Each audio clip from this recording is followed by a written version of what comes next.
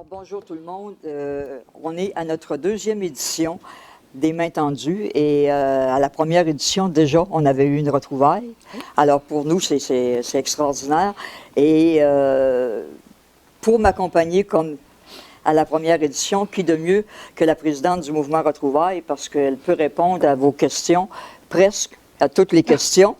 Et j'aimerais aussi profiter de l'occasion pour lui donner un coup de chapeau.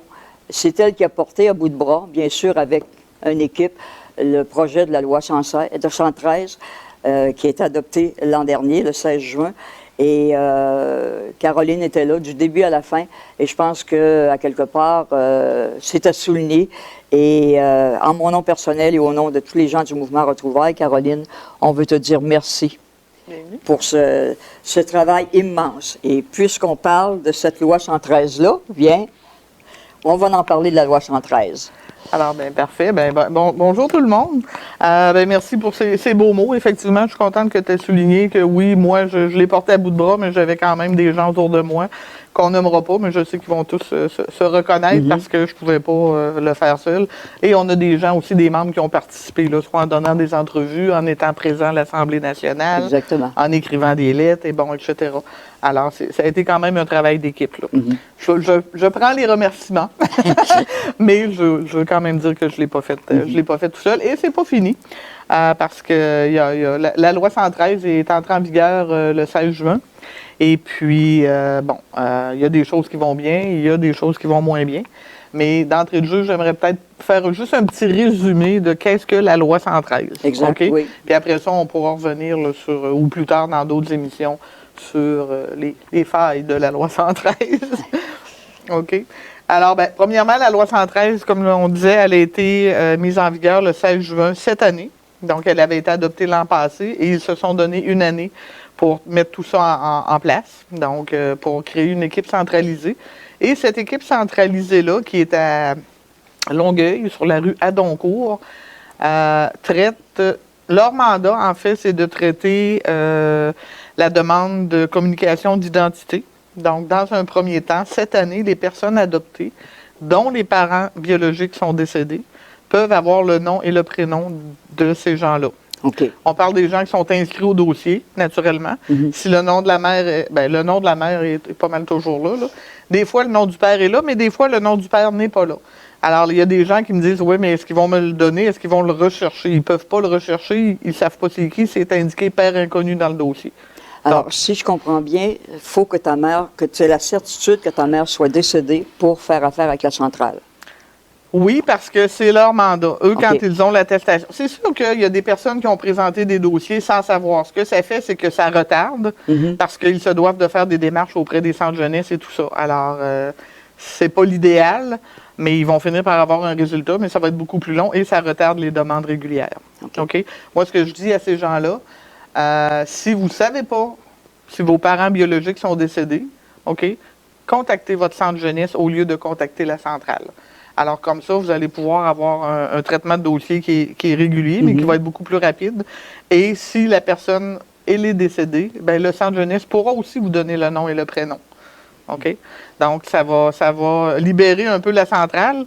Puis vous, de votre côté, ça va être un petit peu plus rapide. Oui, puis je pense qu'au départ, ces gens-là, la centrale, là, qui font un bon travail avec ce qu'elles ont, mais je pense qu'ils avaient sous-estimé le nombre de personnes. Oui, je crois que oui. Je crois que oui, parce que dans la première semaine, il semblerait qu'ils auraient reçu près de 10 000 demandes, où il y a eu des doubles et des triples. Là. Il y a des gens qui ont appelé 2-3 fois. Combien de personnes? Mais ils sont 8 personnes, 8 intervenants, intervenantes. Il y a 2 chefs d'équipe et 2 adjoints. Au total, ils sont 12. Alors, pour 10 000 appels, c'est beaucoup. C'est beaucoup. Donc, il faut quand même être patient. Ouais. Ils ont établi des priorités. Puis là, c'est ça. Quand on parlera des failles, c'est peut-être un peu à ce niveau-là. Mais il y a quand même, à la date où on se parle, il y a quand même plusieurs personnes qui ont déjà reçu leur réponse. OK? Bon. Donc, ça, c'est une partie de leur mandat. La deuxième portion de leur mandat, c'est de recevoir ce qu'on appelle les vétos ou les refus de divulgation d'identité et ou de contact. OK? Ça, c'est également la centrale, l'équipe centralisée à Longueuil qui reçoit ces refus-là.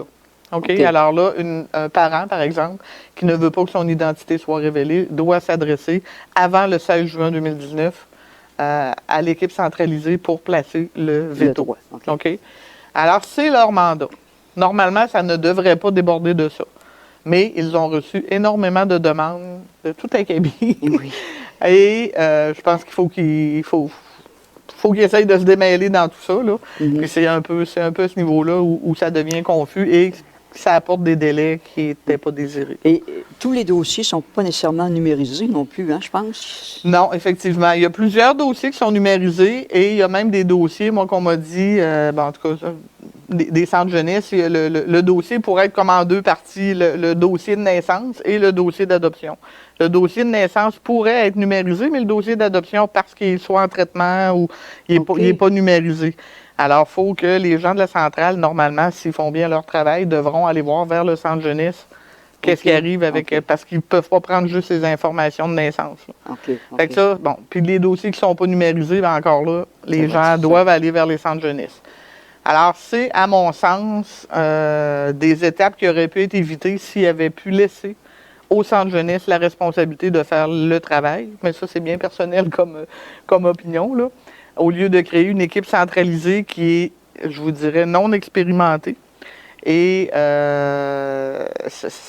aurait pu mettre une personne par centre jeunesse de plus, au lieu de mettre 8 personnes dans une centrale. Oui. Et les centres jeunesse sont habilités, ils sont expérimentés, ça fait longtemps qu'ils font des recherches, ils savent comment ça fonctionne. Alors, ça, à mon sens, ça aurait été beaucoup plus facile, mais bon, c'est pas moi qui décide. Alors, ça, c'est pour cette année, c'est les informations que les gens pourront avoir avec la loi 113. L'an prochain, toutes les personnes adoptées auront accès à l'identité de leurs parents biologiques, à moins qu'il y ait un refus qui a été placé antérieurement ou vraiment dans la période là, entre le 16 juin cette année et le 16 juin l'an prochain. OK? Donc, ces personnes-là n'auront pas droit à l'identité de leurs parents tant et aussi longtemps que ça ne ferait pas 1 an qu'ils sont décédés. Alors, pour ces gens-là, ça va être important de vérifier à chaque année, parce que maintenant, on peut faire une vérification de décès auprès de notre centre jeunesse à chaque année. Avant, c'était aux 2 ans? Avant, c'était aux 2 ans. La loi 113 a ramené ça à 1 an. Une année, bon. Alors, à chaque année, ça va être important de faire la vérification de décès et du moment que ça va faire 1 an, vous allez avoir accès à l'identité. Si vous n'avez pas trouvé autrement, là, par d'autres moyens dont on parlera dans d'autres émissions. Oui. La loi 113 aussi, ce qu'elle vient faire, c'est dans un cas d'inaptitude, le tuteur, le curateur, en tout cas, la personne responsable du parent biologique, par exemple, pourrait donner la réponse, pourrait répondre à place du parent. OK? Fait que ça, encore là-dessus, il y a des failles, on pourra en reparler. Parce que la loi, elle a été, à ce niveau-là, appliquée de façon très restrictive au lieu d'être appliquée de façon plus générale. OK? Donc, par exemple, une personne qui est adoptée, qui est décédée, elle est inapte. Entre toi et moi, à donner un consentement, elle n'est pas là. Alors, normalement, ces enfants, selon, en tout cas, mon interprétation et d'autres, les parents de cette personne adoptée-là décédée pourraient faire la demande, mais c'est refusé parce que la personne est décédée. Mais on parle souvent, on dit aux gens qui recherchent justement, ou à la maman qui recherche, bon, ben s'il arrive quelque chose ou si vous n'êtes pas en état de le faire, vous pouvez autoriser vos enfants, exemple, par une procuration, et ainsi de suite. Est-ce que ça... Malheureusement, ça ne semble pas être reconnu. Alors ça aussi, ça fait pourtant, partie ça avait été demandé par vous autres. Ça a été demandé et c'est ce que la loi prévoit aussi. Puis là-dessus, il y a des procurations qui n'ont pas été respectées. Il y a des gens qui se sont fait dire, ben nous, notre mère a consenti, OK? Il y a un papier qui est dans le dossier, comme de quoi elle consent, advenant son décès, mais ce n'est pas respecté. Donc, c'est pour ça que je dis qu'il y a souvent des choses, il y a des choses qu'il faut revenir là, vers le ministère et vers la centrale pour faire appliquer ça de façon plus générale pour respecter les droits de tous et chacun. Alors, c'est un peu ça. Pour les informations, l'an prochain, les gens dont les parents ne sont pas décédés et qui n'ont pas mis de refus pourront avoir le nom et le prénom. Et la loi prévoit de pouvoir donner toute autre information leur permettant de prendre contact. OK? Alors, quelles seront ces informations-là? Je ne peux pas vous le C'est ce que dire. j'allais On te n'a pas demander. eu de définition exacte, mais c'est comme ça que la loi, elle est écrite. C'est malheureux parce que cette année, les gens dont les parents sont décédés, cette portion-là de la loi n'est pas appliquée. Pourquoi? Encore probablement basé sur le fait que la personne, elle est décédée, donc on peut pas prendre contact avec elle. Fait que, tu sais, c'est toutes des petites choses comme ça là, il va falloir revenir là, au cours des prochains mois avec le gouvernement pour les procédures. Et y a-t-il autre chose au niveau, bon, on parle de failles, OK, mais bon, même si on parle de failles, il ne faut jamais oublier qu'on l'a, là. La loi, Oui, oui. la loi est là, elle est déposée. Et depuis, écoute, si je fais un petit retour en arrière, là, ça fait plusieurs années que le mouvement demandait une loi comme ça. Oui, ben moi, je vous dirais que je suis arrivée dans le mouvement, disons, en tant que présidente en 98. Et dès ce moment-là, il y avait déjà un comité qui était formé, là. Donc, ça fait 20 ans, là. Fait que ça prouve qu'on est des gens patients, Oui. les adoptés et les mères biologiques. Absolument, absolument. Et c'est ça. C'est sûr qu'on a crié victoire quand la loi 113 a passé l'année Ouais. dernière. Ben oui. Parce que c'était quand même un bon bout de chemin qui a été fait, mais c'est loin d'être parfait. Et c'est là-dessus qu'on devra Mais je pense continuer. que Là. toute loi, il y a toujours à quelque part des choses à retravailler.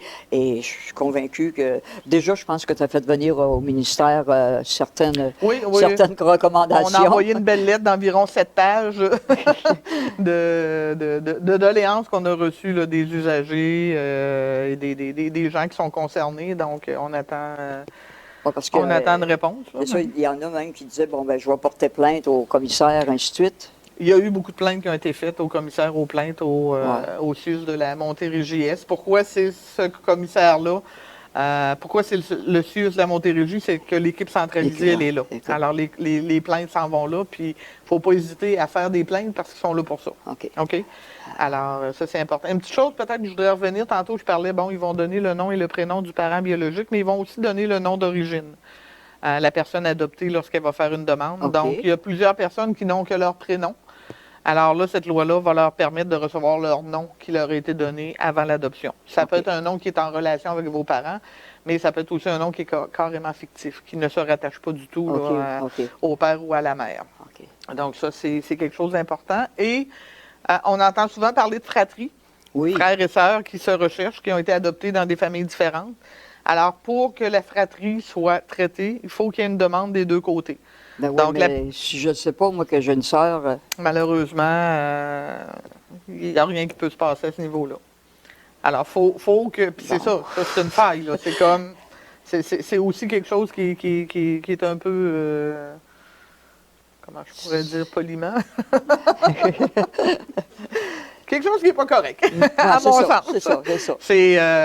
Parce que c'est certain que la personne qui est adoptée...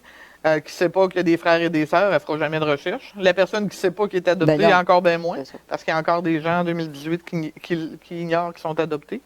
Alors là-dessus, nous, on aurait voulu qu'il y ait des recherches de fait.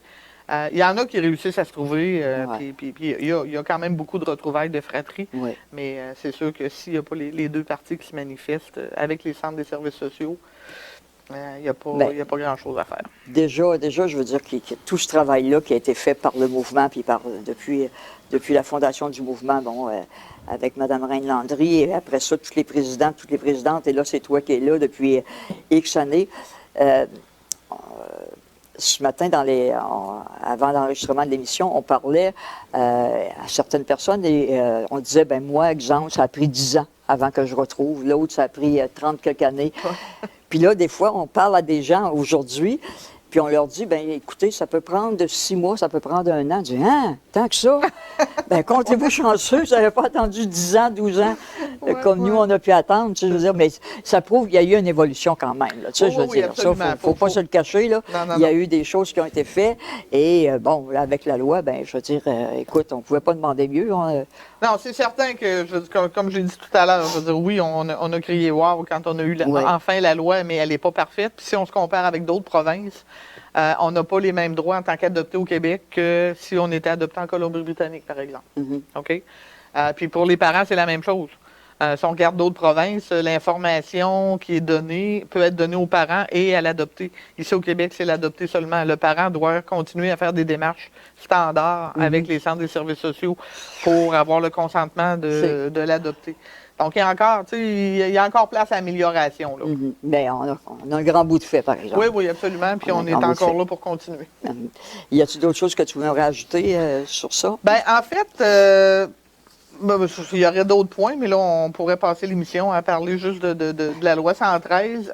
Mais moi, j'inviterais peut-être les gens à aller sur notre site Internet ou sur notre page Facebook. On a mis un petit document qui s'appelle, en fait, aide-mémoire sur la loi 113, OK? Ou dans notre info retrouvailles aussi qu'on a placé probablement à l'été. Il y a un résumé vraiment de la loi qui est là. Et si les gens peuvent nous suivre comme ça, Mouvement Retrouvailles, oui, la page Facebook, le site Internet, il y a d'autres sites comme AAR, l'Histoire des crèches, il y a plein de sites sur Facebook où l'information est donnée au service aux origines. En tout cas, il y a quand même plein de sites où on peut trouver de l'information valide. Bon. Mais faites attention, il y a peut-être une chose que j'aimerais dire, de faire attention aux interprétations et aux commentaires qui sont apportés sur les réseaux sociaux. Parce que c'est facile de s'emballer sur un commentaire qui peut être négatif. OK, ou qui va donner une information puis qui n'a pas été trop vérifiée, puis là, ben, ça fait boule de neige, puis ça finit que les gens sont tout mêlés. Alors, assurez-vous d'aller à la bonne source. Comme ça, vous allez avoir les informations justes. Exactement. Bien, écoutez, on a fait quand même un tour.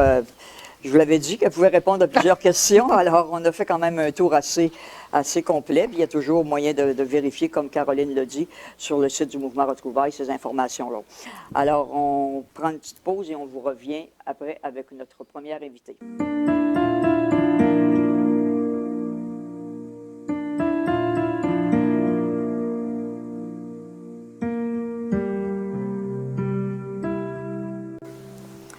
Alors, notre première invitée de la série Les Mains tendues, il s'agit de Mme Huguette Bonin. Mme Bonin, je l'ai reconnue, moi, il y a très, très longtemps, et elle me disait juste avant, ça fait juste 60 ans qu'elle cherche. Alors, quand je parlais tantôt de 10 ans, 12 ans, là, elle nous bat à plat de couture, c'est certain. Et on s'est rencontrés plusieurs fois. Elle a fait l'émission à l'époque que je faisais aussi à la radio, et elle a fait Loin des yeux près du cœur. Et dernièrement, ben, on s'est retrouvés. Hein? C'est pour ça les retrouvailles, on s'est retrouvés. Et elle a pris contact avec moi et on s'est reparlé de tout ça, vu qu'il n'y avait pas eu son dossier avançait pas, ainsi de suite. Et je sais qu'elle a communiqué aussi avec Caroline. Alors, c'est pas évident, je la comprends, puis je les remercie beaucoup, Mme Bonin, d'être avec nous aujourd'hui. Je sais que pour vous, c'est pas facile, et c'est le lot de toutes les mères biologiques. C'est jamais facile de raconter leur histoire, mais en même temps, votre histoire de mère biologique peut faire comprendre aussi à d'autres, à des adoptés, qu'est-ce qu'ont vécu les mères biologiques. Ça n'a pas toujours été simple, et quelquefois, nous, les adoptés, on n'y pense pas à ça. On pense qu'on veut retrouver, mais on oublie ce que notre mère a pu vivre à travers tout ça. Et ça, je pense que c'est important de le souligner. Et ben, je vous dis bonjour, Mme Bonin. Bonjour, Marie. Merci beaucoup. Merci beaucoup. Alors, vous cherchez votre garçon. Oui. On part du début. Il est né? En 57. En 57? Le 4 mai 58. 58, je m'excuse. OK. Ouais. Et vous n'étiez pas à la crèche, vous n'étiez pas à l'hôpital, rien. Vous étiez à quel endroit? Non, j'étais à Catherine-Boute. OK, à Montréal. À Montréal, OK. oui. Et je sais que ça n'a pas été simple parce que, bon, vous étiez très, très jeune, là. Mais oui, j'ai eu 15 ans, oui. Vous aviez 15 ans à l'époque? Oui. Fait que c'est pas évident, là. On fait quoi, là, à 15 ans, quand on apprend qu'on est enceinte, là? Ben, j'étais enceinte à 14 ans. En 14 ans, oui. Là, on apprend, maman me met dehors, tu sais, c'est pas... La famille vous a rejeté, dans le fond, sauf un de vos frères. Mon frère, c'est lui qui m'a emmené à Catherine-Boute, le plus vieux, oui. OK. Lui, il comprenait votre situation? Ben, il était dans l'aviation. Il y a quand même 8 ans de différence avec moi. Alors, okay. Il y a un grand cœur. Oui, c'est vrai. Il y a un grand cœur comme vous. Oui. Et là, vous êtes allé à l'hôpital. Oui, c'est là à Catherine-Boute, oui. Et c'est là que vous avez accouché de ce garçon-là. Oui. Est-ce que vous avez eu la possibilité de le voir? Non, 30 secondes, peut-être. Non, c'est tout. C'est tout? C'est tout, oui. Ils sont venus me le montrer et... Et pour vous, ben, c'est sûr que c'est pas évident, là, tu sais. et Caroline, sûrement que toi aussi tu as entendu ça, il y a à l'époque, il y avait des gens qui disaient, soit les infirmières ou le médecin disait, c'est mieux que vous ne le voyez pas, OK? Puis d'autres disaient, ben voyons, tu sais. Alors, on n'a pas la réponse à ça, mais c'est quand même quelque chose de assez plate. Là, vous êtes seul et je sais qu'il y avait des dames qui étaient avec vous sur le même étage. Il y avait des dames mariées, parce que c'était un hôpital juste Oui. pour les accouchements. OK. Et dans ces dames-là, bon. La dame à côté de moi, elle a eu un bébé, elle était mariée. Oui. Ils sont venus lui porter son bébé et elle me l'a donné un peu dans mes bras. Pour que vous berciez son bébé. Eh mon Dieu, c'est un beau geste, mais en même temps, c'est pas facile. C'est pas facile.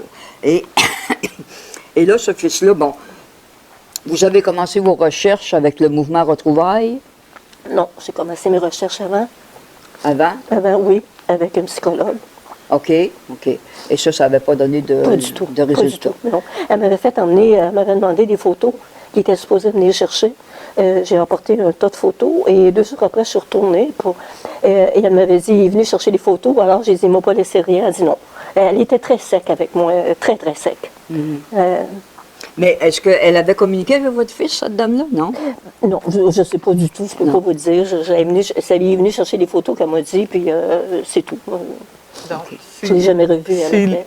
il est venu, votre fils serait venu chercher les photos? Je ne sais pas. C'est ce qu'elle a dit? C'est ce qu'elle m'a dit, oui. Ça s'est arrêté là? Oui. OK. Donc, c'est considéré probablement... Est-ce que c'est considéré comme un refus dans votre dossier? Ou si... Oh, ça, je ne peux pas vous dire. Ça, vous ne Je pouvez pas peux me le dire? non. OK. Moi, j'aimerais peut-être juste apporter une petite Oui. spécification. Le nom que vous lui aviez donné, c'était Joseph Marcel Bonnet. Bonin. OK. Alors, si jamais quelqu'un qui est à l'écoute, le nom Et on lui a fictif donné ou aussi le son nom nom. avant adoption. Là. On lui a donné son nom, son vrai nom, comme Sylvain. C'est ce qu'on m'a dit, la seule chose qu'on m'a dit. OK. Donc, aujourd'hui, il pourrait s'appelle s'appeler Sylvain. OK. Puis, on avait quelques informations sur les parents adoptifs. Est-ce que vous voulez qu'on les donne? Ou... Oui, si vous voulez, oui. Oui, Mais- ou... Bon, OK. Alors, on avait une mère adoptive qui avait 32 ans. Exact. Canadienne-française, mariée, ménagère, en fait, entre parenthèses, femme d'intérieur, qui était très maternelle, douce, affable, sympathique, qui aime beaucoup les enfants. Au niveau du père, ce que vous aviez eu comme information, donc le père avait 33 ans, Canadien-français, marié. C'est un employé civil, un homme sérieux, conscient de ses responsabilités, un bon époux et un bon père. Il ne vivrait que pour assurer le bonheur des siens. Alors, c'est un peu le profil là, que Mme Bonin a reçu sur son fils. Et il y avait un autre enfant dans la famille. Hein. Il a été adopté, puis il y avait déjà Il y avait un garçon. un garçon dans la oui. famille. Donc, une autre information qui est quand même intéressante, puis j'ai trouvé ça le fun quand vous nous l'avez donné. À l'époque, la famille demeurait au 2e étage d'une maison à logement au bord de l'eau en banlieue. Exact. C'est quand même une information intéressante. Là. Alors, je pense que c'est important là, de mentionner ça. Et il avait été placé dans sa famille adoptive quand même rapidement, Oui, oui. le 17 de mai Oui. 58, donc Oui. quelques jours après, oui. quelques jours après sa naissance. Alors, si jamais il y a quelqu'un là, à qui ça peut dire quelque chose, ben contactez-nous. Mais à quelque part, bon, aujourd'hui, ce garçon-là aurait quel âge aujourd'hui? 61. 61. Bon. Moi, je pense, en tout cas, je peux pas l'affirmer à 100%, mais si je me fie à mon feeling d'adopter, parce que j'étais adoptée, des fois on dit, est-ce qu'il le sait? Est-ce qu'il le sait pas? Mais je pense, puis Caroline, tu vas être d'accord avec moi, on le ressent. Fait que ça l'a amené probablement à poser des questions, peut-être. Et bon, est-ce que lui veut faire des recherches? Peut-être aussi. Et puis je veux pas vous. Je pense que 60 ans, là, comme vous dites, depuis 60 ans, vous attendez. Mais des fois, puis je veux pas jeter la pierre à personne, mais des fois, chez les garçons, des fois, la démarche est plus lente. Je est plus sais longue. ça, Hein? oui. Vous savez ça? Je sais, oui. Alors, mais ce qu'on souhaite, c'est qu'aujourd'hui, je veux dire, qu'il se manifeste, je veux dire, à quelque part, pour vous, ce serait la cerise sur le gâteau, oui, depuis le temps que le gâteau est fait. Ça, oui. On attend Non, juste mais- ça. Vous savez, ça va mal à ma santé, alors j'ai peur de... Oui, c'est ça. Je comprends. Puis à l'époque, je me souviens à l'époque, quand je vous ai rencontré, les premières années que je vous ai rencontré, vous attendiez aussi une transplantation Oui, je l'ai. au niveau du rein. Et bon, finalement, je veux dire, ça a été réglé. Oui. Alors, il y a toujours... Bon, puis pour lui, comme... il y a aussi, quand on parle d'antécédents médicaux, Oui, c'est important aussi pour lui, c'est aussi important. Ben c'est ça, je ne sais pas du tout. Vous savez, ils m'ont jamais demandé de dossier médical. Ouais. Mais dans les informations que vous donnez, tant au mouvement Retrouvailles que dans les centres jeunesse, c'est mentionné là, que vous avez eu un problème de santé. Il y a quelques années, je les avais appelés parce que elle m'avait dit, je pense que je vous l'avais dit, Mme Fortin, elle m'avait dit, écoutez, ça allait très, très mal avec mon rein. Puis j'étais à l'hôpital, puis après ça, j'ai retourné, j'ai appelé le centre jeunesse, puis je leur avais demandé, puis ils m'ont répondu, écoutez, vous êtes pas mourante. Si vous êtes mourante, ayez un papier du docteur, puis vous me l'envoyez. Puis oui, ils m'ont dit ça. Puis je me demande si c'est pas Mme Kennel qui m'avait répondu ça. Bon. C'est malheureux, mon Dieu, ça. Ouais. C'est malheureux. Ça devrait être toutes des adoptés qui travaillent dans les centres jeunesse ou des mères biologiques. Mais écoutez, Mme Bonin, moi, je veux vous souhaiter qu'il se passe vraiment quelque chose. Je serais très, très contente pour vous depuis le temps. Hein? Vous le méritez grandement. Ben oui, je pense que oui. Merci beaucoup. On peut peut-être répéter les informations. Donc, Huguette Bonin est à la recherche de son fils, Joseph Marcel Bonin, né le 4 mai 58 à l'hôpital Catherine Booth à Montréal. Il pesait 7 livres et 6 onces et il aurait été placé dans sa famille adoptive là, le 17 mai 58. Et il y avait déjà un garçon qui était dans cette famille-là. Alors, si jamais quelqu'un se reconnaît, Huguette est là, les bras ouverts. Exactement. À l'attente. Et les gens communiquent avec le mouvement Retrouvailles, avec toi, Caroline, et je suis convaincue que tu vas te faire un grand bonheur absolument de faire le suivi. Si les gens ne veulent pas passer par le mouvement Retrouvailles, ils peuvent contacter le centre jeunesse également et ils vont faire le suivi quand même assez rapidement. Là. Alors, voilà. Merci encore beaucoup, Mme Bonin. Merci beaucoup, Normée. Un gros merci. Merci, Caroline. Merci beaucoup. Le mouvement Retrouvailles désire vous informer que cette série de 5 émissions mensuelles, diffusées entre les mois d'octobre 2018 et février 2019, sera disponible sur le site Internet et sur la page Facebook de l'organisme, via le réseau YouTube. Si vous reconnaissez l'une des personnes recherchées lors de ces diffusions, s'il vous plaît, contactez directement le siège social du mouvement Retrouvailles au 1-888-646-1060 ou pour la région de Québec le 1-418-903-9960. Nous vous remercions pour la confiance accordée à notre organisme et n'hésitez surtout pas à nous contacter pour partager l'information, et ce, en toute confidentialité. Alors, pour poursuivre la rencontre qu'on a eue avec Mme Bonin, effectivement, c'est pas parce que la personne a 60 ans qu'elle ne peut pas chercher. Non, absolument. Elle peut chercher encore. Il se peut que plus jeune, qu'elle n'en sent pas le besoin. Mais plus tu vieillis, et là, peut-être que le goût se manifeste, puis elle peut encore faire des recherches. C'est pas parce que tu as 60 ans, ta mère, elle peut vivre encore. On en a la preuve. Bien, absolument. Puis si dans le cas de Mme Bonin, comme la travailleuse sociale lui a dit, ou la psychologue lui a dit que la personne est allée chercher des photos, bien, peut-être que 20-25 ans plus tard, cette personne-là peut se manifester au centre des services sociaux ou au mouvement Retrouvailles. Moi, on vient de faire justement des retrouvailles là, avec un garçon comme ça qui a 22 ans. N'était pas prêt à faire des retrouvailles et 22 ans plus tard, ben là, il a contacté le centre des services sociaux et il est prêt. Et sa mère est toujours là, qui l'attend. Donc, il n'y a pas de... faut garder espoir. Je pense que c'est ça. Et notre prochaine invité, c'est ça. Elle garde espoir. Joanne Meilleur, bonjour. Bonjour. Alors, on recherche. Oui, on recherche. Je recherche ma famille biologique. Je cherche n'importe qui va avoir de moi. C'est bon. Alors, des tantes, des oncles, des cousins, des cousines. Mais je sais, de 22 ans passés, quand il y avait eu un projet pilote avec le centre de jeunesse à Hall, il avait téléphoné ma mère biologique. Et puis ma mère biologique a décidé que c'était pas le temps de me rencontrer. Et puis c'était correct. Elle a partagé par contre qu'elle avait eu un autre garçon, une autre fille, qui voudrait dire que j'ai un demi-frère puis une demi-sœur, certain. Son mari était malade et puis je crois que c'était encore un secret. Eh bien, souvent, c'est ce qui arrive. Je veux dire, les moments, quand on les appelle, bon, en général, je sais que les intervenantes des centres jeunesse font bien ce travail-là. D'abord, elles leur demandent si elles peuvent leur parler, s'il n'y a pas de problème, si elles sont et probablement que votre mère, ben, à ce moment-là, je veux dire, était peut-être pas... le mari n'était pas au courant ou les enfants n'étaient pas au courant. C'est souvent des raisons comme ça. Mais par contre, je veux dire, avec ce qu'elle vous a donné comme information qu'elle a laissée, ben c'est quand même... elle ne vous a pas oublié. Elle reconnaît. Oui. Elle reconnaît oui. que vous existez. Oui, certain. Parce que la journée qu'ils l'ont appelée, puis on dit, c'est un tel du centre de jeunesse, elle a dit, pourrais-tu m'appeler le lendemain à midi? Bon, puis voilà. je suis certaine qu'elle savait de quoi on parlait.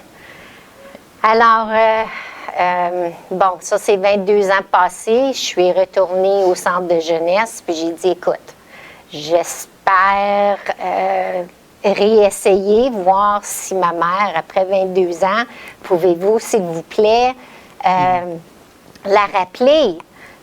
Son mari est probablement mort,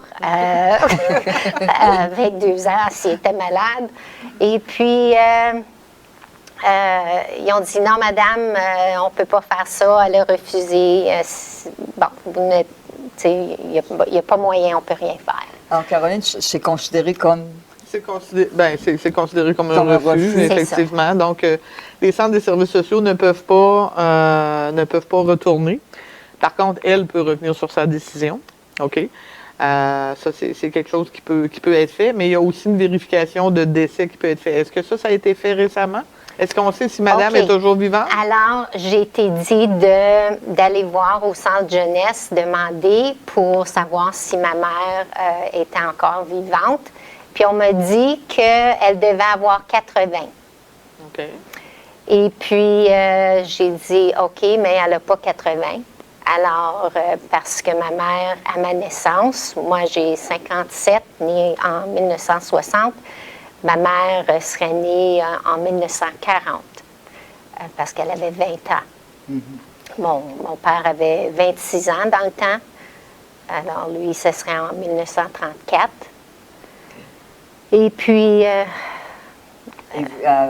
votre nom à la naissance, c'était France? C'était France Anne Perrault. Et vous êtes né le 20 décembre. 20 décembre. Quelques jours avant Noël. Là. Exactement. Et puis, on m'a dit aussi de ce temps-là, 22 ans passés, que ma mère était descendue de Abitibi-Témiscamingue, descendue chez une sœur aînée qui était à Ottawa. Et puis, elle est restée ici à court temps, m'a eu à l'hôpital général d'Ottawa. Ensuite, j'ai été envoyée à l'orphelinat Villejoie-Sainte-Thérèse à Aylmer. OK. Et puis, adoptée de là. De là. Oui. OK. Alors, ça veut dire que votre mère était originaire de l'Abitibi-Témiscamingue. Exactement. OK, OK. Oui. Et elle est venue, OK. Et, bon, ça fait combien d'années que vous cherchez, vous, là?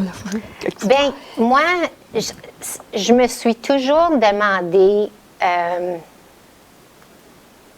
à qui je ressemble. Dans votre famille adoptive, on vous avait dit que vous aviez été adopté? Ah! Mes parents m'ont dit ça très jeune parce que je me rappelle, mes parents m'amenaient à l'orphelinat à Aylmer. Oui. Puis il y avait des portes avec demi-vitre, là. Oui, OK? OK. Mhm.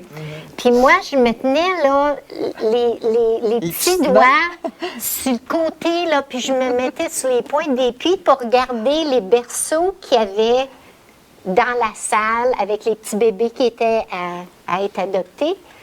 Puis maman me disait, toi, t'étais une de ceux-là qu'on est venu te chercher. Alors, c'est de là qu'ils nous disent on est choisis, hein? On vous a choisi parmi tant de bébés, puis on est toutes des chanceuses, des chanceux, on a été choisis. Mais je trouve ça très généreux de la part de vos parents adoptifs qui l'aient dit jeunes, parce que souvent, on a encore aujourd'hui des gens qui ont 50 ans, qui ont 40 ans, qui apprennent qui sont adoptés. Ouais. Je veux dire, c'est terrible à ce moment-là, parce que là, tu te dis, ben si mes parents me l'ont pas dit, me l'ont caché, ils m'ont-tu caché autre chose aussi? Tu sais? Alors, il y a comme une méfiance là, qui s'installe. Puis tout ce que tu as aimé de tes parents adoptifs à l'époque, là, avec cette révélation-là, que c'est pas tes vrais parents, bien là, il s'installe en toi une méfiance. Et chapeau à vos parents adoptifs, madame. Chapeau. Oui. Mais ma mère, je me rappelle, j'avais peut-être 16 ans. Je regardais dans le temps, Oprah avait des retrouvailles. Oui. Et puis, ma mère m'avait dit, elle dit, Joanne, elle dit, j'ai pas objection que tu retrouves ta mère biologique. OK. Mais j'espère que je sois morte dans ce temps-là. Ah, OK. Puis, je comprenais qu'est-ce que ma mère me disait, c'est que c'était pas une personne sécure, puis je pense qu'elle pensait peut-être que j'aurais remplacé ma mère biologique par elle, qui n'est pas le cas du tout, parce que ma mère adoptive, c'est ma mère. Oui, Et c'est puis, ça, oui. c'est elle qui m'a donné mes valeurs, puis tout ça, j'ai ramassé des affaires, tu sais, biologiques, là. Tu sais, l'émotion, la puis vie. tout ça, là, Ouais. j'ai tout pris ça dans quelque part. Mais, tu sais, les parents adoptifs, c'est tes parents. Exactement. Tu sais. Mais souvent, hein, Caroline, je veux dire, pour l'adopter, pour la mère adoptive, je veux dire, il y a cette peur-là, là, tout à coup, tu sais, je veux dire, est-ce que je vais perdre ma place? Puis Dieu sait qu'on ne perd pas la mère adoptive, vous avez raison. On ne perd pas la place, c'est notre mère, c'est elle qui nous a soigné nos premiers mots de dents, puis ainsi de suite, nos mots d'oreille. Alors, mais je pense que, et il y avait une maman biologique un moment donné qui m'avait dit aussi, il y a souvent aussi une peur, est-ce que la maman biologique va être meilleure que moi ou va avoir plus de sous? Est-ce que mon enfant... alors, il y a cette peur-là qui s'installe des fois entre les deux mères, puis, mais à quelque part, je veux dire... on n'a pas besoin de ça, je veux dire, on le sait. Puis je pense que nos parents, mais en tant qu'adoptés, des fois aussi, on dit, est-ce que je suis loyale de vouloir chercher Ouais, ma c'est mère beaucoup biologique, ça, la loyauté la envers loyauté envers nos parents adoptifs? Est-ce que je suis loyale de faire ça? Oui, on est loyal. C'est un droit. Et c'est un droit. C'est naturel de vouloir connaître nos origines. Oui. Ça nous fait Oui. grandir, ça nous fait avancer, puis ça n'enlève pas du tout l'amour. Puis si on a la possibilité et la chance de pouvoir partager notre souhait de retrouver notre mère avec nos parents adoptifs, c'est super. On n'a pas besoin de leur autorisation, mais ça fait donc du bien quand ils disent « Vas-y, ma fille! Hein? » Bien, moi, je vois ça comme le chemin de la vie, là. Qu'on demeure à Ottawa, on se retrouve à Calgary, on se trouve à Tucson, en Arizona. On se ramasse des amis, OK? Des amitiés, des connaissances, tout ça. Puis je me dis, écoute, pourquoi que je pourrais pas rencontrer les gens qui portent le même sang que moi? Ouais. Là, comme c'est là, j'ai 2 enfants qui portent le même sang que moi, mais la balance de ces gens-là, de mes antécédents, j'aimerais tellement ça, comme j'aimerais tellement ça. Moi, j'aimerais ça revenir. Tout à l'heure, vous disiez que votre mère a eu 2 autres enfants. Est-ce que c'est des enfants qui sont venus après ou c'est des enfants qui sont venus Après moi. après? OK. Puis ils n'ont pas été adoptés, ils ont vécu avec... Oui. Ils ont vécu avec votre mère. OK. Et est-ce que vous avez, je pense que vous avez déjà entamé d'autres démarches, là, autres que les services sociaux pour tenter de retrouver vos origines? Oui. J'ai décidé de faire mon Ancestry. Oui. Avec ça, clairement, au début, quand j'ai eu les résultats, j'ai trouvé des troisième cousins, quatrième cousins. En tout cas, clairement anxieuse de « OK, ça, c'est des gens reliés à moi, mais comment? » Comment, oui. Puis, envoie un petit message là, un petit message ici. Mais une dame en particulier qui se trouve à être une deuxième cousine, elle était très, très contente de me parler. Ah oui? Et puis, parce qu'elle aussi a donné un enfant en adoption. Puis elle a pas mal la même âge que moi. Alors, elle dit, Joanne, elle dit, moi, elle dit, je veux vraiment, vraiment trouver où est-ce que tu appartiens. Et puis, on a fait, tu sais, envoyer des courriels, des petits messages ici et là. Elle dit, j'ai une cousine qui fait beaucoup de généalogie. Moi aussi, j'en fais. Et puis, en tout cas, là, elle garde tout ça secret. Ça, c'est à partir du mois de mai, au contact. Mais dernièrement, avec Ancestry, je reçois un message que j'ai trouvé quelqu'un, mais le message était Family Member. Puis là, j'ai dit, wow, comme, j'ai dit, c'est proche, ça, comme, puis là, il disait 1518 St. Morgan. So là, je m'en vais, clique sur son site à lui, et puis là, what does this mean? C'est une point d'interrogation. Puis là, lis, puis après ça, ça disait, possible grands-parents, oncle, tante, ou demi-frère, demi-sœur.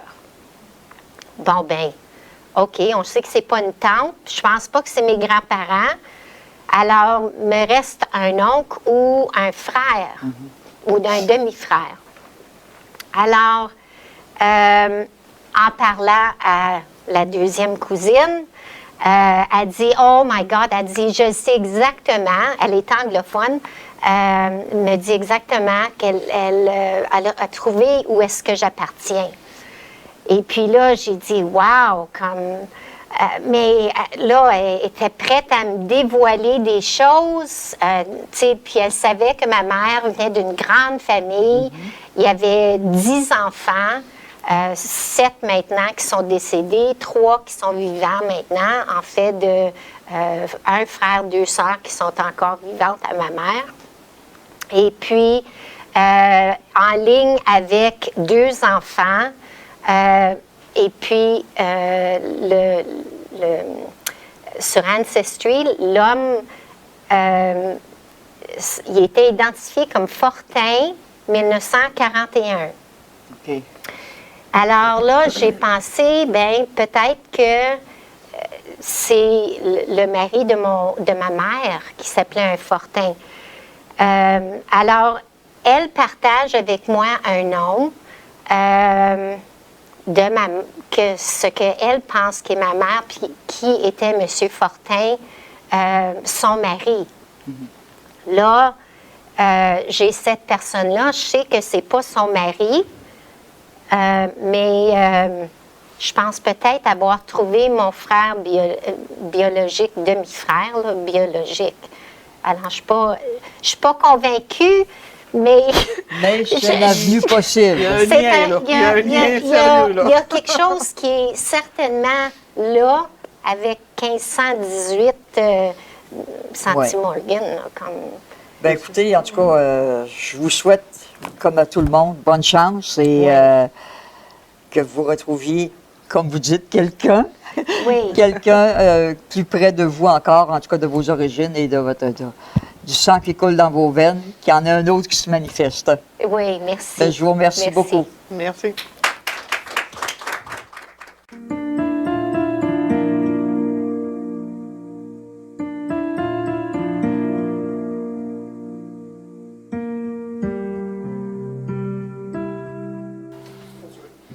Alors, Caroline, 2 beaux témoignages qu'on vient d'avoir. Oui, vraiment. Hein? Vraiment, là.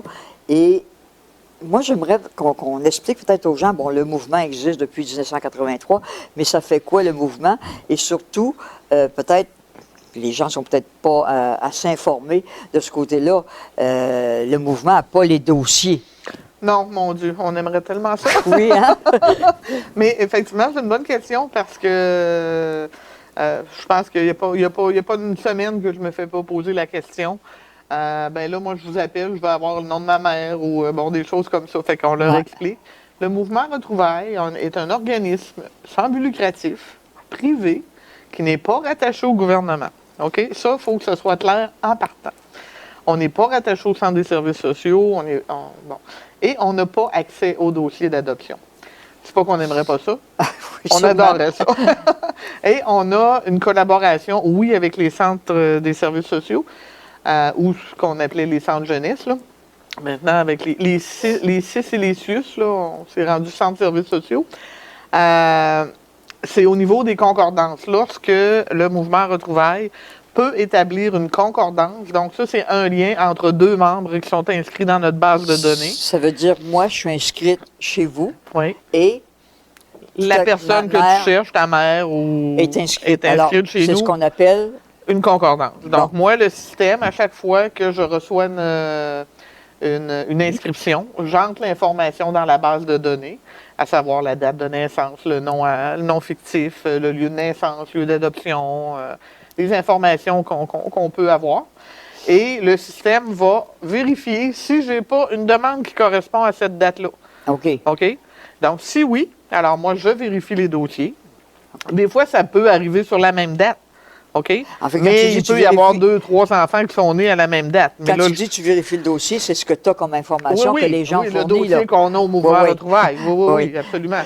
Donc, si dans un dossier, j'ai un enfant, la personne fait, là, je vais donner des exemples fictifs. Oui. La personne est née, bon, je vais prendre mon cas, 2 octobre 1960 à l'hôpital Saint-Joseph à Québec. Un OK. enfant de sexe féminin.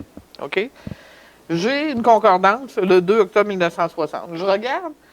Ah, c'est un enfant de sexe masculin. Alors là, ben, je le tasse. OK? Uh-huh. Ou, non, c'est un enfant de sexe féminin. OK? Elle est née à Miséricorde de Montréal. Ah. OK, là, je continue. Je regarde les autres informations ne concordent pas. Alors là, ça ne va pas. Mais si j'arrive avec l'autre enfant est né à Québec. On n'a pas d'hôpital. Les autres informations semblent concorder. Elle est née le 2 octobre. Mais elle est née le 2 octobre. C'est un enfant de sexe féminin qui est né à Québec. Jusque-là, ça va. On n'a pas le nom de l'hôpital, mais c'est encore à Québec. Ouais. Fait que, tu sais, bon. Alors, j'essaie d'utiliser ma jugeote. Et lorsque ça me semble plausible, je vais présenter ces 2 dossiers-là, qui sont des dossiers du mouvement Retrouvailles, vers le centre jeunesse qui s'occupe des dossiers d'adoption de ces personnes-là. OK. Et eux sont en mesure de me dire si oui ou non j'ai une concordance. Donc, c'est le seul lien qu'on a avec les centres jeunesse. OK. La seule collaboration. Ben, OK? c'est important Mais c'est de une le belle mentionner. collaboration parce Oui. que on se doit de faire cette double vérification-là avant de mettre des gens Ben en oui. contact. Là. Oui. OK? Et si la réponse me revient négative, bien naturellement, on ne me donne pas le nom de la bonne personne. Là, tu sais. Ouais. On me dit négatif tout simplement.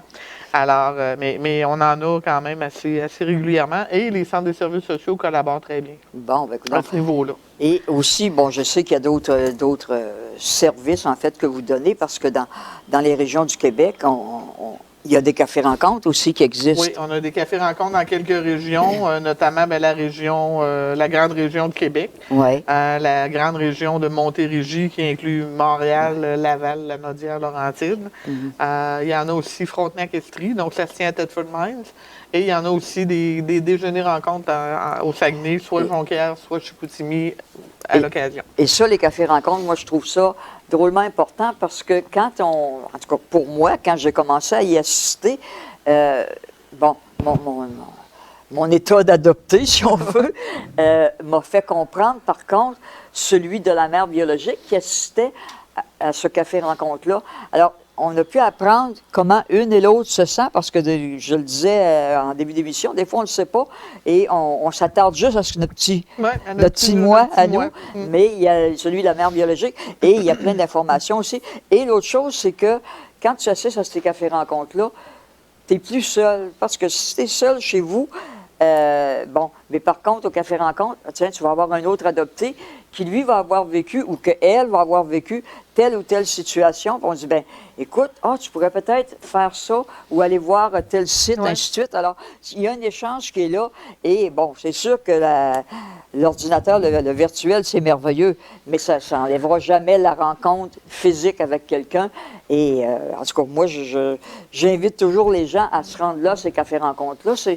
Il y a un échange extraordinaire. Oui, puis moi, il y a une chose que j'aimerais dire. Des fois, les gens font café rencontre, ça ne me dit pas grand-chose. Il faut faire attention. On parle de café rencontre, on parle d'échange de rencontre. On ne parle pas de thérapie, nous. Non. OK? Parce que les gens, des fois, ont peur que ce soit une thérapie de groupe, là. C'est ça. C'est pas ça du tout. C'est vraiment des échanges. On va donner des informations, on va parler de la loi, on a des témoignages, des fois, on a des conférenciers. Il y a des échanges entre les membres. Bon, ça varie d'un café rencontre à l'autre.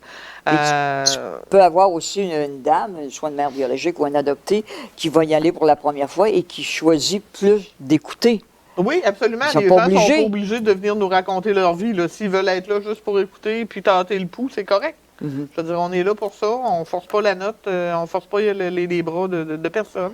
Ben, Donc, libre à vous. Mais je pense que les gens, quand les gens viennent, ils apprécient et ils reviennent. ben, Alors, on va terminer cette première émission-là en invitant les gens, justement, à aller au Café Rencontre de vos régions. oui, parfait. Bien, merci. À la prochaine.